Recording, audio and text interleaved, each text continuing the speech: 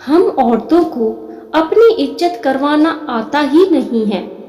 घर में थकी हारी नेहा ने कदम अभी रखा ही था कि बेटा अंकुर उस पर चिल्लाने लगा, मम्मी, आपको पता है कि मैं करेले की सब्जी नहीं खाता हूँ, फिर भी आपने मेरे लिए कुछ और क्यों नहीं बनाया? बहुत जोर से भूख लगी है। घर में फ्रूट्स भी आप नहीं रखती। एक तो कॉलेज में आज प्रोफेसर ने पका दिया और फिर थके हारे आओ तो घर में कुछ मिलता ही नहीं है। पीछे बैठी राशि भी कमरे से बाहर आ गई। आज का दिन ही खराब है। एक तो क्लास टेस्ट अच्छा नहीं गया और आपने मेरे लिए सलाद भी काट कर नहीं रखा। आपको पता है कि मैं डाइटिंग पर हूँ। आपसे एक काम ढंग से नहीं होता। अंकुर ने राशि की बात का समर्थन किया। हाँ, पापा भी यही कहते हैं कि तुम्हारी मम्मी किसी काम की नहीं, एक भी काम ढंग से नहीं करती है। और रही सही कसर, बच्चों की दादी ने पूरी कर दी। मेरा बेटा कभी गलत कह ही नहीं सकता। 2 ही बच्चे हैं और उनकी भी जरूरतों का ख्याल नहीं रख पाती है। मैं कितने दिनों से कह रही हूँ कि मेरे घुटने में दर्द है, ऑर्थो तेल ला दो। मेरा चश्मा टूट गया है, उसे बनवा दो। लेकिन तेरी माँ को फुर्सत ही कहाँ है। सुबह बाजार गई थी और अब लौटी है। उड़ाओ पैसे। मेरा बेटा दिन रात मेहनत करे और तुम आराम से शॉपिंग करो।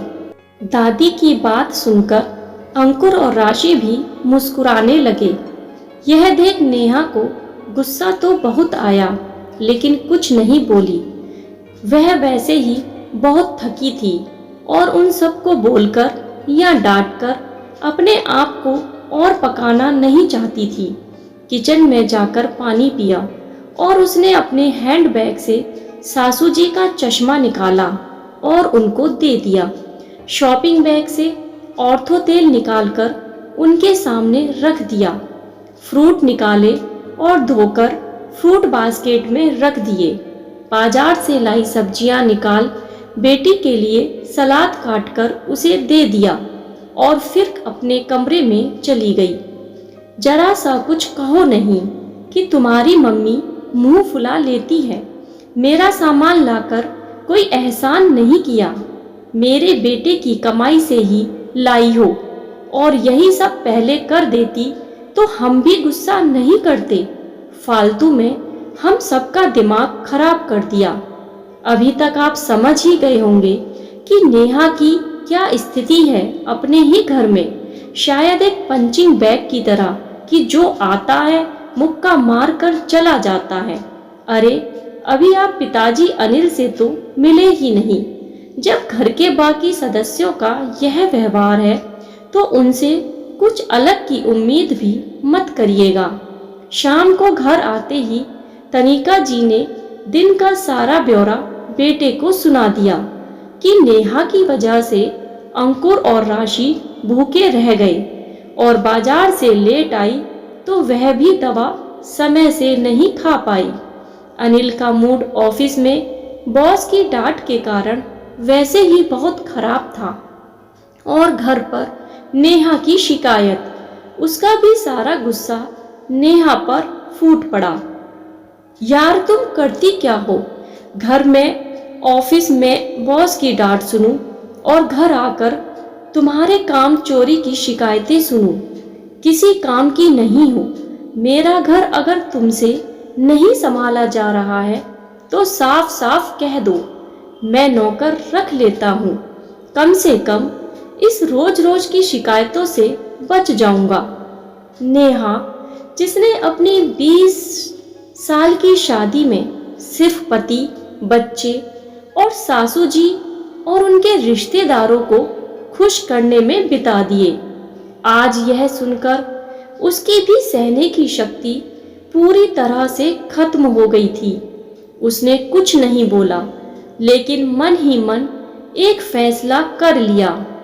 उसने 2-4 जगह फोन किए और रात का काम खत्म किया और फिर सो गई। सुबह नेहा के घर से एक बार फिर अंकुर, राशि, अनिल और तनिका जी के चिल्लाने की आवाज सुनाई दे रही थी। मम्मी, मेरा दूध ब्रेड कहाँ है? मुझे आज चाउमीन चाहिए। बहू, मेरे लिए आज उपमा बना दे। नेहा, मेरा टिफिन और नाश्ता कहाँ है? नेहा किचन से निकलकर आई। आप सभी को क्या, कैसे और कितना खाना है, इसको बता दीजिए। एक औरत बाहर आई। यह है माया। आज से आप सभी की जरूरतों का यही ख्याल रखेगी। यह क्या मजाक है नेहा? अनिल गुस्से से बोला। हमारे घर में आज तक कोई कामवाली नहीं रखी गई। तुम्हें तो सिर्फ मेरे बेटे की कमाई लुटाना आता है। यह घर का काम करेगी तो तुम क्या करोगी? तनिका जी भी चिल्लाकर बोली। मम्मी जी, मैं वही करूंगी जो 20 सालों से आप लोगों की नजरों में करती आई हूँ, आराम। और अनिल, आपने ही कल कहा था कि अगर मुझसे आपका घर नहीं संभाला जा रहा है तो आपको साफ साफ कह दूं, आप नौकर रख लेंगे। तो आज मैं आपको और बाकी लोगों को साफ साफ बता रही हूँ कि अब मुझसे आपका घर नहीं संभाला जाएगा। आप सभी को तकलीफ ना हो इसलिए माया को काम पर रख दिया। अब आपको जो चाहिए, जितना चाहिए, सब माया को समझा दीजिए। नेहा, यह क्या नाटक शुरू कर दिया? नेहा की बात से बौखलाया अनिल गुस्से से बोला। नाटक? यह नाटक नहीं है। नाटक तो आज तक आप सभी मेरे साथ करते आए हैं। आप पति बनने का, सासू जी माँ बनने का, और अंकुर, राशि, अब उन्हें क्या कहें। आज तक जिस घर को अपना समझा कर संभालती आई हूँ, कल पता चला कि वह तो मेरा है ही नहीं। मेरी औकात इस घर में केवल एक नौकर की है, या फिर शायद उससे भी बुरी। सुबह से लेकर रात तक सिर्फ और सिर्फ आप लोगों के बारे में सोचती हूँ, चिंता करती हूँ, लेकिन कभी बदले में मीठे 2 बोल नहीं मिलते। सासू माँ की तरफ देखकर, मम्मी जी, मैं बाजार, घर की, आपके बच्चों की और आपके बेटे की जरूरतों का सामान लेने गई थी। आपके बेटे की कमाई से अपने लिए कुछ नहीं लाई।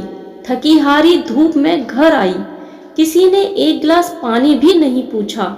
उल्टा शिकायतों का बैग लेकर सब शुरू हो गए। मुझ पर चिल्लाना शुरू कर दिया। अंकुर के कॉलेज में कुछ गलत हुआ तो उसका गुस्सा मेरे ऊपर निकाल दिया। राशि का पेपर खराब हुआ तो उसने भी अपना गुस्सा मुझ पर निकाल दिया। अनिल को बॉस से डांट पड़ी तो उसका फ्रस्ट्रेशन मुझ पर निकाल दिया। और मम्मी जी, इन्हें पता नहीं मुझसे कौन से जन्म की खुन्नस है। कभी आज तक प्यार के 2 मीठे बोल बोले ही नहीं। आप सभी ने मुझे पंचिंग बैग समझ लिया है। जिसका मन करता आता, अपनी भड़ास और चिड़चिड़ापन निकालकर चला जाता। कभी आप लोगों ने मुझसे पूछा कि तुम्हें क्या कोई तकलीफ है, तुम्हारी कोई चाहत है? इसमें आप लोगों की कोई गलती नहीं, क्योंकि हम औरतों को अपनी इज्जत करवाना आता ही नहीं है। मम्मी जी, आपका बेटा अगर ऑफिस में मेहनत करता है तो मैं भी दिन रात घर में मेहनत करती हूँ। आपका बेटा सुबह 8 से 5 तक की नौकरी करता है, जिसमें संडे के अलावा और भी छुट्टी मिलती हैं, लेकिन मैं 24/7 घंटे, और वह भी बिना छुट्टी लिए, आपके बेटे का घर संभालती हूँ। सबको उनकी ज़रूरतों की हर चीज़ सही तरीके से मिल जाती है। फिर भी मुझे कहा जाता है कि मैं किसी काम की नहीं, और ना ही मैं ढंग से काम करती हूँ। इसलिए मैं आज और अभी से आपके घर की जिम्मेदारी छोड़ रही हूँ।